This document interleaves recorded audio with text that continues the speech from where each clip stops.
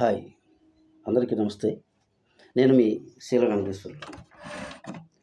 ముఖ్యంగా ఈరోజు జగన్మోహన్ రెడ్డి గారు అసెంబ్లీకి వెళ్ళి 11 నిమిషాలుండి వచ్చేశాడు.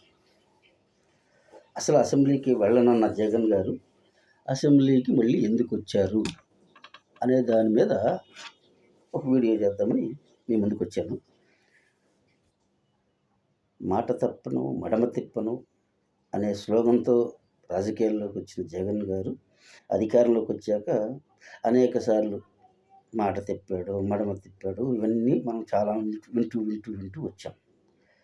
ఇప్పుడు అసెంబ్లీకి ఎందుకు వెళ్ళాడంటే ఖచ్చితంగా అనర్హత కత్తి వేలాడుతుంది కాబట్టి స్పీకరు, డిప్యూటీ స్పీకర్ ఇద్దరు వాళ్ళు మీడియా ముందుకు వచ్చి పబ్లిక్గా 60 రోజులు పని దినాలలో అసెంబ్లీకి అటెండ్ కాకపోతే మీకు అనర్హత వేటు పడుతుందని చెప్పారు కాబట్టి ఇక తప్పనిసరి రావాల్సి వచ్చాడు. కానీ వచ్చాకైనా కనీసం గవర్నర్ గారు స్పీచ్ అయిపోయిన దాకన్నా ఉంటే కాస్త గౌరవం ఉండేది.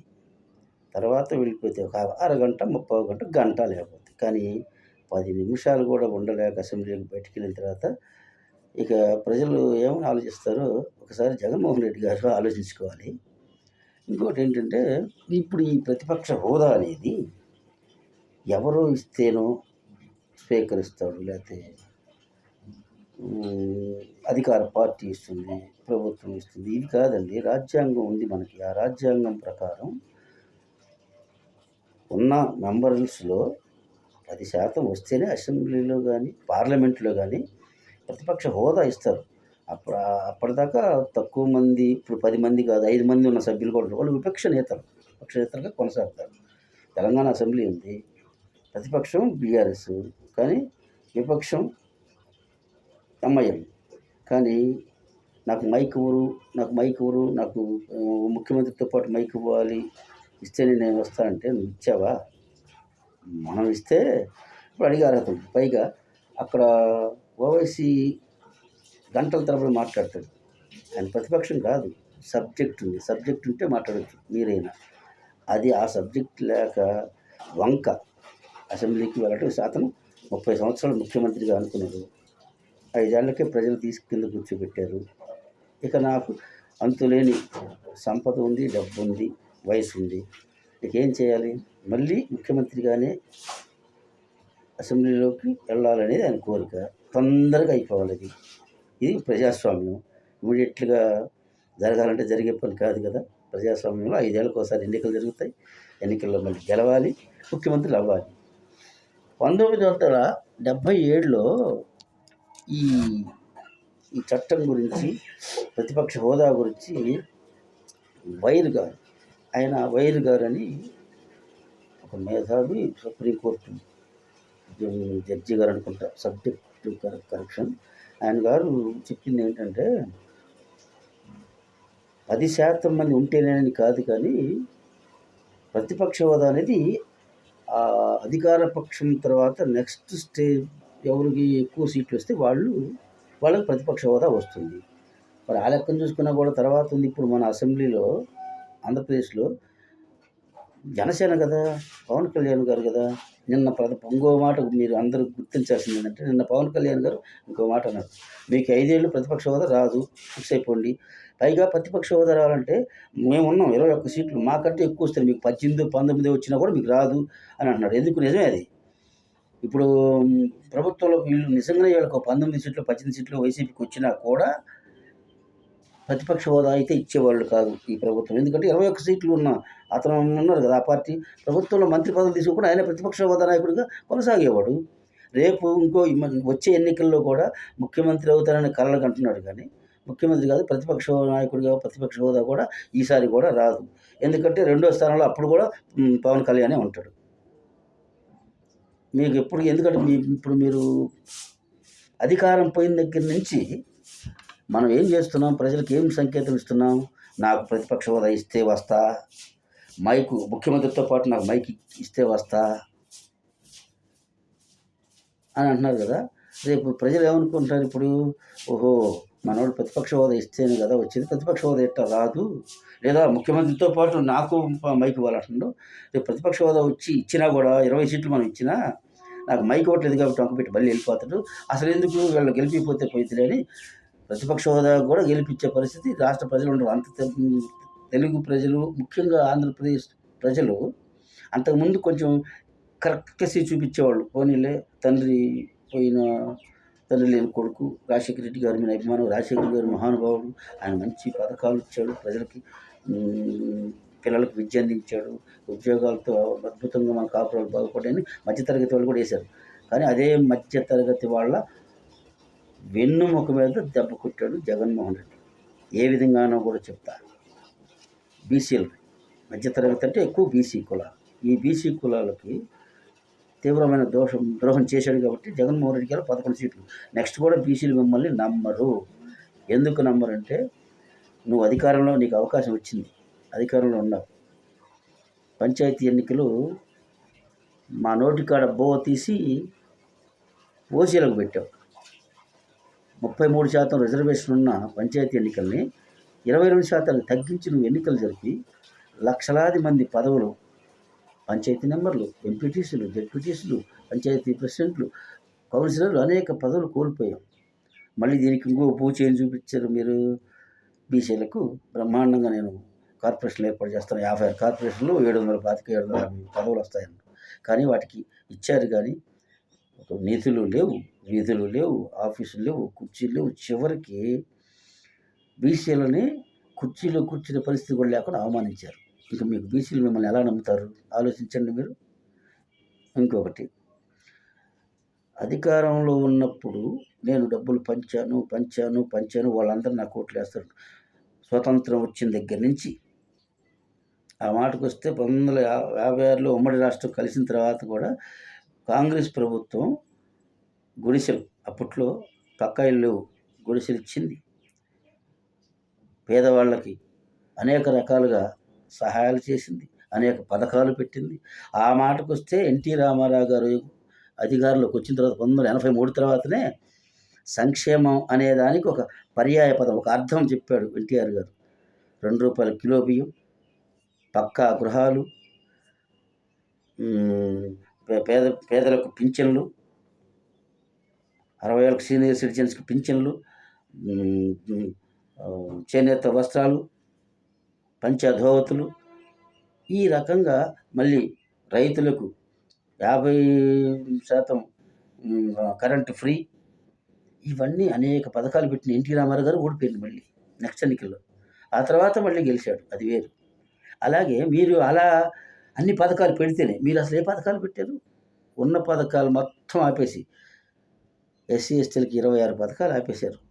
బీసీ పూర్తిగా బీసీలకు వచ్చేది దాదాపు బీసీ కార్పొరేషన్లో వేలాది లక్షలాది మందికి అనేక లోన్లని, లేకపోతే అనేక పరికరాలని, వ్యవసాయదారులకు వ్యవసాయ పరికరాలు, బీసీలకి అనేక రకాల కుల వృత్తులకు కావాల్సిన పరికరాలు, ఇవన్నీ ఇచ్చేవాళ్ళు. ఈ మొత్తం తీసేసి ఓన్లీ అమ్మఒడి, లేకపోతే మళ్ళీ పింఛన్ ఏమన్నా మీరు 3,000 పెంచుతామని చెప్పి 5 ఏళ్ళు 250 పెంచుకుంటూ వచ్చారు.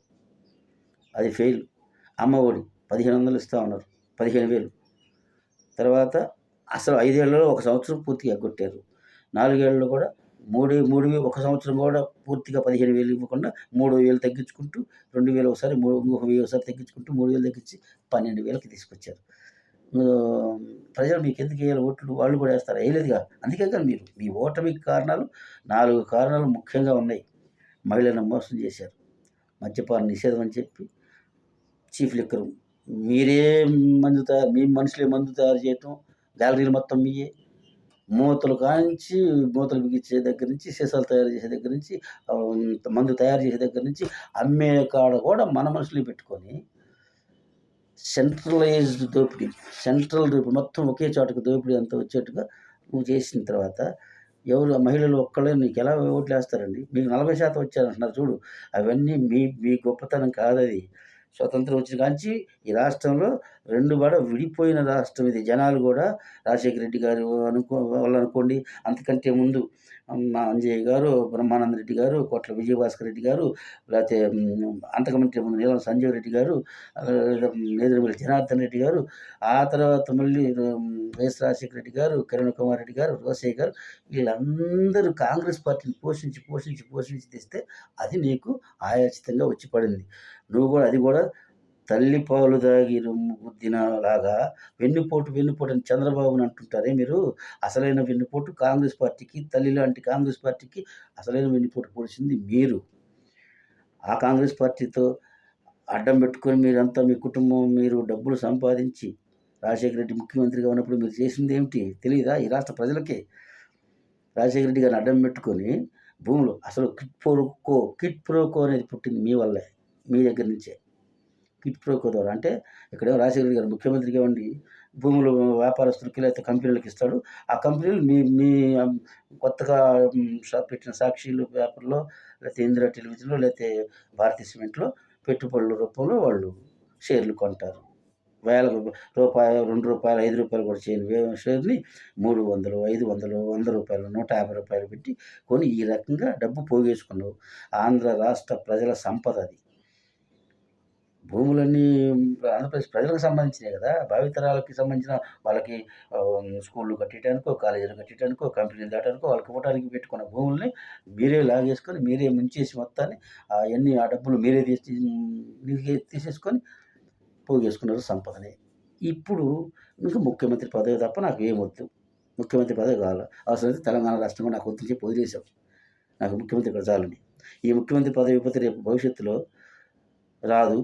ఆ తర్వాత ఏమో నువ్వు వదిలిపెట్టవు, నువ్వు రాజకీయాల్లో ఉంటాడు జగన్మోహన్ రెడ్డి గారు. మీరు ఒకటి గుర్తుపెట్టుకోండి ప్రజలారా, రాజశేఖర రెడ్డి గారి బిడ్డనే అభిమానంతో ఒకసారి ఓట్లేశారు, చూశారు. ఇంత భయంకరంగా రాష్ట్రం ఊపిరాడకుండా బీసీ, ఎస్సీ, ఎస్టీ, ముస్లిం మైనారిటీలు, బడుగు బలహీన వర్గాలందరికీ ఊపిరాడకుండా మాట్లాడే హక్కు లేకుండా చేశారు. కాబట్టే ఇప్పుడు 11 సీట్లు పరిమితం చేసి కూర్చోబెట్టారు. నెక్స్ట్ ఈ 40% ఓట్లు కూడా రావు. ఎందుకు రావంటే నీ నడక బాగలేదు. నువ్వు ఇప్పటికైనా ఒక్కసారి సమీక్షించుకున్నారా? ప్రజాస్వామ్యంలో ఎక్కడైనా పార్టీ నాయకులందరినీ కూర్చోబెట్టుకొని దేనివల్ల మనం ఓడిపోయాము, ఏమి కారణాలని చెప్పి వాటిని ఐడెంటిఫై చేసి అవి మళ్ళీ మనం చేయకుండా ఇక జాగ్రత్త పడి ప్రజల్లో ఉందామని చెప్పి అనుకోవాలి. కానీ అసలు ఆ సమీక్షలే లేవు. పైగా ఓడిపోయిన దగ్గర నుంచి అంతకుముంటే ముందు అధికారంలో ఉండగా పవన్ కళ్యాణ్ని, చంద్రబాబుని, మీరు పక్క రాష్ట్రాలు, తెలంగాణలో ఉండి ఇక్కడికి వచ్చి మాట్లాడుతున్నారు.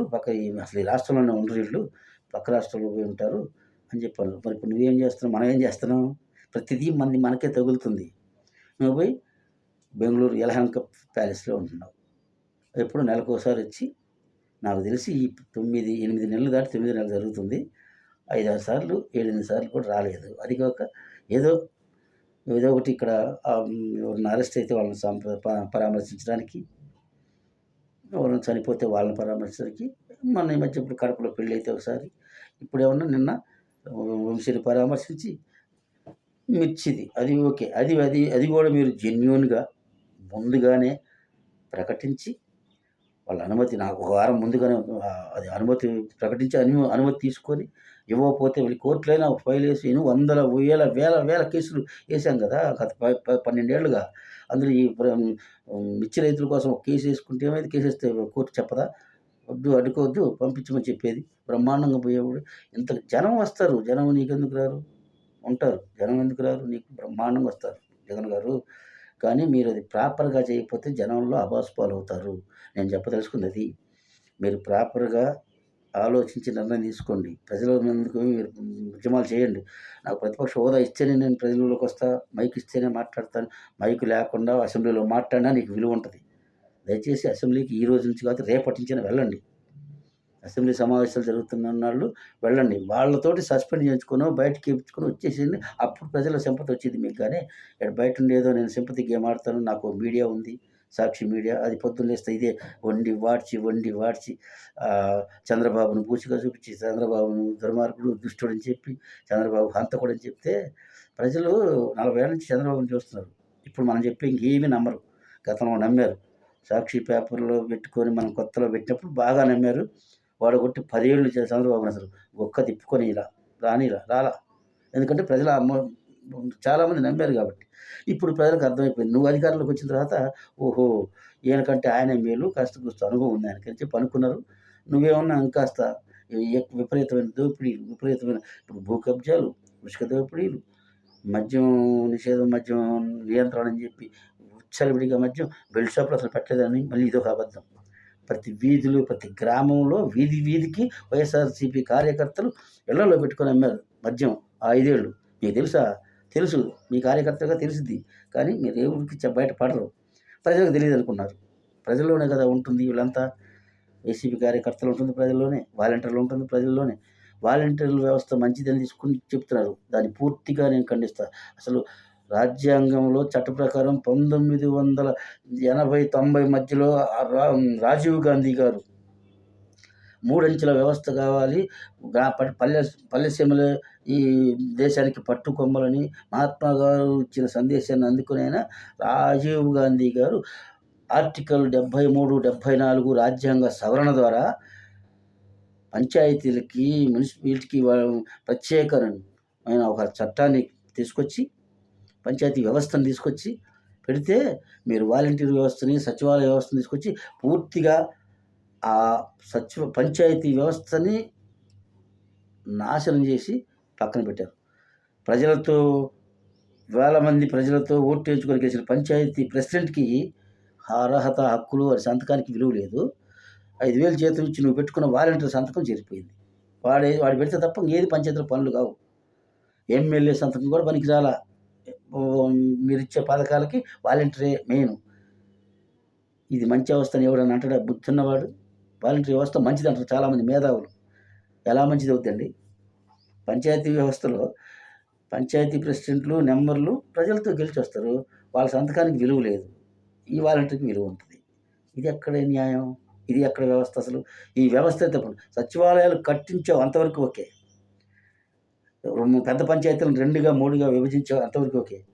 వాలంటీర్కి అధికారాలు ఇవ్వటం ఏంటి? అసలు వాళ్ళు చదువుకున్నారో లేదు తెలియదు, ఎంత చదువుకున్నారో తెలియదు, వాళ్ళకి ఏమి నాలెడ్జ్ ఉంది, పంచాయతీ అంటే ఏంటో తెలుసా? అసలు పంచాయతీ నిధులు ఎలా వస్తాయో తెలుసా? పంచాయతీని ఏ విధంగా చేయాలో తెలుసా? ఏమి తెలియకుండా వాళ్ళకి అప్పచెప్పి వాళ్ళు పథకాలు మొత్తం వాళ్ళు సంతకం పెడితేనే వచ్చింది వస్తే, లేకపోతే ప్రజలకు రావు. అర్హులు మొత్తానికి వాళ్ళు ఆ వాలంటీర్లు కూడా చాలా దుర్మార్గంగా అర్హులకు రానియకుండా వైసీపీ నాయకులు చెప్పిన వాళ్ళకి ఇచ్చారు. అందుకే ఈ పరిస్థితి ఏర్పడింది మనకి. ఇలాంటి పనులు చేసి ఇంకా మీకు మళ్ళీ అధికారం కావాలంటే ఎలా వచ్చింది? ఇప్పటికైనా అది చంద్రబాబు నాయుడు ఓడిపోయినా మళ్ళీ సరిదిద్దుకున్నాడు. లేదా అంతకంటే ముందు కాంగ్రెస్ ఓడిపోయినప్పుడు కూడా మళ్ళీ నెక్స్ట్ 5 ఏళ్ల పాటు సరిదిద్దుకొని వాళ్ళ తప్పులను తెలుసుకొని రాజశేఖర రెడ్డి గారు ఒక గొప్ప మాట చెప్పాడు. ప్రతిపక్షంలో ఉండగా కొంచెం హార్ట్ఫుల్గా మాట్లాడిన తర్వాత అధికారంలోకి రాగానే నా కోపం అనే నరాన్ని తెంచేసుకుంటున్నాను, ఇక నుంచి నాకు కోపం వద్దు, ప్రజలు పరిపాలన చూసుకుంటానని గొప్ప మాట చెప్పిండు. అదేది నువ్వు పూర్తిగా భిన్నం, రివర్సు. అధికారంలోకి రాకముందు నెత్తి మీద ముద్దులు పెట్టారు, బ్రహ్మాండంగా ఆశీర్వదించారు, ప్రజల్లో ఉన్నారు. అధికారంలోకి వచ్చిన తర్వాత ప్రజలు లేరు. మీరు వేరు, మేము వేరు, ప్రజలు వేరు. అసలు ప్రజలు మనమే కాదు, సంబంధం లేదు ప్రజలతోటి. నేను ఒక్కడినే, నేనే నాయకుడిని, నేనే పెద్ద లీడర్ని, నేనే గొప్ప నాయకుడిని అని పరదాలు కట్టుకొని ప్రజల దగ్గరికి పోలా. కనీసం రాజ్యాంగబద్ధంగా పరిపాలన కొనసాగించారా? ఆంక్షలు, అసలు చట్టమే తీసుకొచ్చారు మీరు. అసలు ఏది బయటకు ఎవరు రాకూడదు. అది ఒక జీవో నెంబర్ 1. ఎంత భయంకరమైనది చట్టం. అదే కాకుండా ప్రతిపక్షాన్ని ఒక రకంగా వాళ్ళు ఏదైనా తప్పులు చేసిన జైల్లో పెట్టడం, లేకపోతే వాళ్ళకి మీద కేసులు పెట్టలేరు. సామాన్య ప్రజల మీద కూడా కేసులు పెట్టారు, వేధించారు. ఒక పోస్ట్ పెట్టినా వేధించారు ప్రజల్ని, సామాన్య వాళ్ళని కూడా. అసలు తర్వాత భేదాలు లేకుండా ఆడవాళ్ళు లేదు, మగవాళ్ళు లేదు, స్థానసాలు చేశారు. భూములు, ఆడవాళ్ళను కూడా దోసుకున్నారు, భూములు మొత్తం దోసుకున్నారు. ఇవన్నీ ఇప్పుడే వస్తాయి అంటే రావు, ఇంత తొందరగా రావు. 5 ఏళ్ళు కూడా పట్టచ్చు, మరో 5 ఏళ్ళు కూడా పట్టచ్చు. ఎందుకంటే మన చట్టాల్లో లోపాలు. అందుకే మీరు 10 సంవత్సరాల నుంచి బెయిల్ మీద ఉండి మీరు కనీసం ఒక్క హియరింగ్ కూడా కోర్టు కఠిన కాకుండా ఉండగలుగుతున్నారంటే మన ప్రజాస్వామ్యంలో ఉన్న బ్యూటీ అటువంటిది. అందుకే ప్రజలందరూ తొందరపడుతున్నారు. ఎమ్మటే రావట్లేదు ఏంది కేసులు, వీళ్ళ మొత్తం జైలు వేయట్లేదు ఏందని అనుకుంటున్నారు చాలామంది. ఇప్పుడు అంత తేలిగ్గా రావు. వరుసగా ఒక్కొక్కటి వస్తూ ఉంటాయి. కానీ పరిపాలన అనేది చూసుకోవాలి. ఈ వాటి మీద ఎప్పటి పరిపాలన మీద ఇప్పటికే చూస్తున్నాం కదా! దేశం, రాష్ట్రం నిజంగా చెప్పాలంటే అప్పులమయమైపోయింది. దేశం అప్పులమయమైపోయింది. మన రాష్ట్రం మరీ దారుణం. 10,00,000 కోట్ల అప్పులు అంటే ఆటికి అప్పులు కట్టాలి, మళ్ళీ అసలు కట్టాలి. ఇంకేడ నువ్వు ప్రజాస్వామ్యంలో మళ్ళీ సంపద సృష్టించాలంటే ఇప్పుడే ఏమన్నా ఒక గొంతు పైకి తోడుకునేది కాదు కదా! 4 కంపెనీలు తేవాలి. ఆ కంపెనీలు ఎస్టాబ్లిష్ చేయాలి. అందులో ఉద్యోగాలు రావాలి. ఆ ఉద్యోగస్తులు వాళ్ళందరికీ జీతాలు రావాలి. ఆ కంపెనీ ఎస్టాబ్లిష్ అయ్యి ఆ కంపెనీలో ఆదాయం వస్తే ఈ 10 మంది ఉద్యోగస్తులు 10,000 మంది ఉద్యోగస్తులకు వాళ్ళకొచ్చే కొంత ఆ సంపదని ప్రజల్లో ఖర్చు పెట్టి మళ్ళీ ప్రజాస్వామ్యంలో ప్రభుత్వానికి ఆదాయం ఆ రకంగా వస్తుంది. అంతేగాని లేదా ఒక ఫ్యాక్టరీ కడితే ఆ ఫ్యాక్టరీలో కొంతమంది వేల మంది పనిచేయటం, లేదా ఒక ప్రాజెక్ట్ కడితే ఆ ప్రాజెక్టు వల్ల కొన్ని నీళ్ళొచ్చి పంటలు పండి ఆ రైతులు పండించుకొని ఆ పంటలను మళ్ళీ అమ్ముకొని ప్రజలకు ఆ రైతులకి లాభాలొచ్చి ఆ డబ్బులు పెట్టి రైతులు మళ్ళీ అదో ఇదో కొన్ని విషయం కొనుక్కొని ఈ రకమైన ఆదాయ సంపద సృష్టి ఇది. మనం ఉండంగా ఒక ఫ్యాక్టరీ తేలేదు. ఒక ప్రాజెక్ట్‌ని కట్టలేదు. ఉన్న పోలవరాన్ని ఏదో అంటారు చూసావా మింగబెట్టాం. రాజధాని అసలు లేదన్నా అసలు 3 రాజధానులు చెప్పి అది వితండవాదం చేశాం.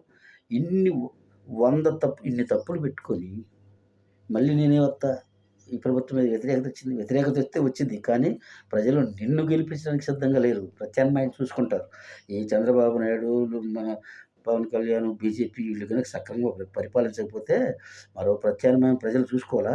గతంలో కాంగ్రెస్ తప్ప ఎవడు రాడనుకున్నారు. తర్వాత తెలుగుదేశం ఎన్టీ రామారావు రాలా? తెలంగాణ అసలు రానే రాదన్నారు. కేసీఆర్ వచ్చి తెలంగాణ తేలా? 10 ఏళ్ళు ముఖ్యమంత్రి కాలా? ఇక నేను తప్ప కేసీఆర్ ఎవడు రాడు, ఇక నాకు ఎదురే లేదు. బీజేపీ అసలు లేదు. కాంగ్రెస్ చచ్చిపోయిందన్నారు. మళ్ళీ కాంగ్రెస్ రాలా? ఇక్కడ కూడా నువ్వే దిక్కు కాదు. ప్రత్యామ్నాయం నువ్వు మాత్రమే అనుకోవటం పొరపాటు. అనేక ప్రత్యామ్నాయాలు ఎప్పుడు ఏం జరుగుద్దో ఎవరు చెప్పలేవు. ఈ సృష్టిలో మనకంటే మన తాడెక్కేవాడుంటే తలదన్నేవాడుంటాడు. అలాగే ప్రత్యామ్నాయంగా ఎవరో ఒకళ్ళు ప్రజలే చూసుకుంటారు.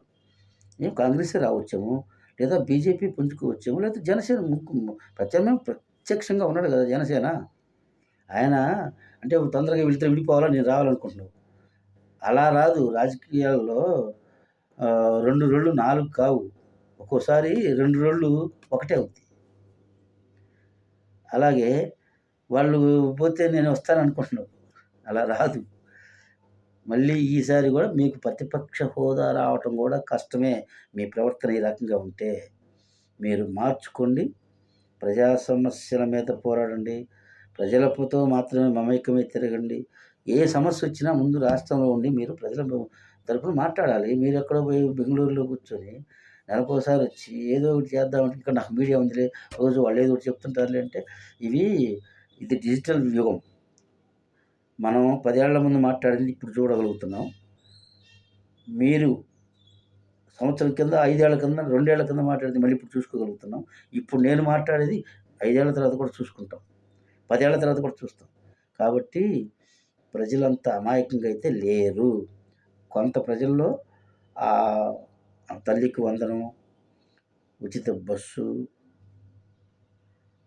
ప్రయాణం, రైతుకి 20,000 ఇస్తున్నారు. ఈ 3 ఇంకా అమలు కాలేదని ప్రజల్లో ఉన్నమాట వాస్తవమే. కానీ ఇప్పుడిప్పుడే చేయాలి, లేకపోతే ఈ ప్రభుత్వాన్ని ఇప్పుడిప్పుడే దించేయాలనేది ప్రజాస్వామ్యంలో సాధ్యం కాదు. వాళ్ళు అమలు చేయాలి. చేయాల్సిందే చేస్తారో చేయరో, చేయకపోతే వాళ్ళకి మీకు పట్టినదైతే వాళ్ళకి పట్టింది. కానీ అంత మాత్రానే మళ్ళీ నువ్వే ప్రత్యామ్నాయం కావు. ఎందుకంటే మనం అధికారంలో ఉన్నప్పుడు అలవిగాని పనులు చేశాం. అసలు చేయకూడని పనులు చేశాం. ప్రజల్ని ఇబ్బంది పెట్టినాడు ఎవ్వరూ మళ్ళీ ఇంకోసారి ముఖ్యమంత్రి కాదు. ఒకసారి అడిగా, ఒకసారి చేశారు, చూశారు. జనాలకు కూడా సరిపోయింది. కాబట్టి నెక్స్ట్ నువ్వు మార్చుకొని ప్రజల్లో మార్పు రావాలి. ప్రతి సంఘటనకు మార్పు మొదలవ్వాలి. మీలో మార్పు రాలా. మీరు మార్చుకోవాలనే నేను ఈ వీడియో చేస్తున్నా. మీరు మార్చుకొని ప్రజలతో మమేకమై ప్రజల కోసం తిరగండి. మా పోటోళ్ళందరూ మీకే సహకరిస్తాం. అధికారంలో ఉన్న వాళ్ళని ఎవరు పొగడమండి. మంచి చేస్తే మంచిగా చెప్తాం అంతవరకే. కానీ ప్రతిపక్షంలో ఉండి పోరాడు, మరి పార్టీ పెట్టినప్పుడు ఒక్క ఎంపీ మీరు, ఒక ఎమ్మెల్యే మీ అమ్మగారు ఉద్యమాలు చేయాలా? ప్రజల్లోకి పోలా? తిరిగారు, ఉద్యమాలు చేశారు. ఇప్పుడు నేను ప్రతిపక్ష హోదా ఇస్తేనే నేను ప్రజల్లోకి వస్తా, మాట్లాడతాను. నాకు మైక్ ఇస్తేనే మాట్లాడతానంటే అప్పుడు ఏ మైకులు ఉన్నాయి? నీ ఎమ్మట ఒక్కడిగా బయలుదేరిన తర్వాత ఒక్కళ్ళే వందలు, వేలు, లక్షల కోట్లయ్యారు. ఇప్పుడు కూడా మళ్ళీ మొదటికి రావాల్సిందే. లేదంటే మీరు రాజకీయాల్లో ఉంటారు. మీరన్నట్టు ఖచ్చితంగా గతంలో నేను 30 ఏళ్ళు ముఖ్యమంత్రి అన్నారు. అది తప్పు. అది రాంగ్. ఇప్పుడు నిన్న ఈ మధ్య అంటున్నారు చూడు, 30 ఏళ్ళు రాజకీయాల్లో ఉంటానని. ఉంటారు. నేను 40 ఏళ్ళుగా రాజకీయంలో ఉన్నా. కానీ నాకు ఏ పదవి రాలా. చాలా ట్రై చేసి మరి మొన్న ఎలక్షన్‌లో కూడా ఎమ్మెల్యేగా పోటీ చేసిన. గెలిచే పరిస్థితి ఉండదు. ఎందుకంటే అందరికి ఆ అదృష్టం రాదు. కొంతమందికే వచ్చిద్ది. అది కూడా మీ నాన్నగారి వల్ల మీకు ఆ అదృష్టం వచ్చింది. ముఖ్యమంత్రి అయ్యారు. మీకొచ్చిన గౌరవం నిజంగా చిన్న వయసులో ఎవరికీ రాలా ఇంతవరకి. కానీ మీరు అది నిలబెట్టుకోలేక కొంచెం అహంకారానికి కొంచెం అదొక రకమైనటువంటి దీనిలోకి వెళ్ళిపోయారు మీరు. దానివల్లే ఇప్పుడు ఈ సమస్యలన్నీ వస్తున్నాయి కాబట్టి మీరు అసెంబ్లీకి రండి, ప్రజాస్వామ్యయుతంగా పోరాడండి. లేదంటారా అసెంబ్లీకి నేను రాను, ముఖ్యమంత్రిగానే వస్తా, లేదా ప్రతిపక్ష నాయకుడిగానే వస్తానంటారా? ముఖ్యమంత్రిగానే అసెంబ్లీకి వస్తానంటారా? రాజీనామా చేసేయండి. ప్రజల సొమ్ముని కూడా మీరు జీతభత్యాల రూపంలో అసెంబ్లీకి పోయి ఒక్క మాట మాట్లాడకుండా ప్రజల తరఫున జీతాలు, అలవెన్స్‌లు తీసుకోవడం కూడా కరెక్ట్ కాదు. నాబోటి వాళ్ళు మీకు చెప్పేది ఏంటంటే ఖచ్చితంగా మీరు అసెంబ్లీకి వెళ్ళాలి. వెళ్ళకపోతే రాజీనామా చేస్తారా చేయరా మీ ఇష్టం. అది ప్రజలు చూసుకుంటారు. ఎటు మీరు రాజీనామా చేయకపోతే మీకు ఈసారి ఎవరు ఓటు వేయరు, గెలిపియరు మీ నియోజకవర్గాల్లో. ఇప్పటికే పులివెందులలో చాలా మార్పులు వస్తున్నాయి. మీ అమ్మగారు లేదు, ఇప్పుడు మీ పక్కన మీ చెల్లెలు లేదు, మీకు వెన్నంటి ఉండే మీ నీడ లాంటి విజయసాయిరెడ్డి లేడు. రేపు మళ్ళీ ఎలా గెలుస్తాం అనుకుంటున్నారు మీరు ఇప్పుడు పులివెందులలో ఈ రకంగా ప్రవర్తించి? పులివెందుల ప్రజల తరపున మాట్లాడాలి కదా! సరే అదంతా నీకు తెలుసు కాబట్టి నీ ఇష్టం ఓకే. కానీ ప్రజల సొమ్ము తీసుకోవటం మాత్రం కరెక్ట్ కాదు. ప్రజల తరపున ప్రజల చేత ప్రజల కొరకు ఏర్పడిన మన రాజ్యాంగ వ్యవస్థ మంది ఈ రాజకీయ వ్యవస్థ, అసెంబ్లీ, పార్లమెంట్ వీటిలో మీరు గెలిచి అసెంబ్లీ పోయి మాట్లాడకుండా, ప్రజల సమస్యలపై మాట్లాడి వాళ్ళ సమస్యలను తీర్చకుండా మీరు జీతాలు ఎలా తీసుకుంటారు? మీరు జీతాలు కూడా మానేయండి. లేదు ఇవన్నీ ఎందుకు అనుకుంటే రాజీనామా చేసేయండి. మళ్ళీ ఎన్నికలకు పోయి మళ్ళీ గెలవండి.